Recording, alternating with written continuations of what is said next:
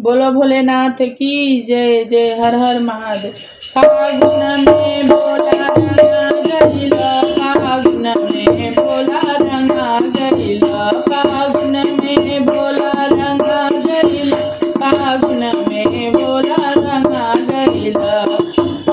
होली खेले गइला हो औधन गरिया, होली खेले गइला हो औधन गरिया। राम की संगी रंगा गइला, हरि राम की संगी रंगा गइला, फागुन में भोला रंगा गइला, फागुन भोला रंगा गइला, फागुन में भोला रंगा गइला, फागुन में भोला रंगा गइला। होली खेले गइला हो गोकुल नगरिया, होली खेले गइला हो गोकुल नगरिया।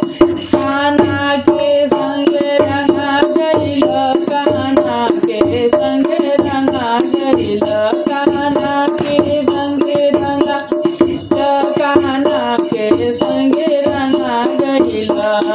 होली खेले गइला बैकुंठ नगरिया, होली खेले गइला बैकुंठ नगर।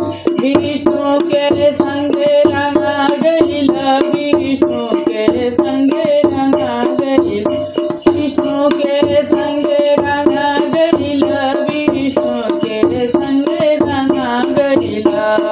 होली खेले गइला ब्रह्मलोक नगरी, होली खेले गइला ब्रह्मलोक नगरी। ब्रह्मा के संग रंगा गइला, ब्रह्मा के संग रंगा गइला।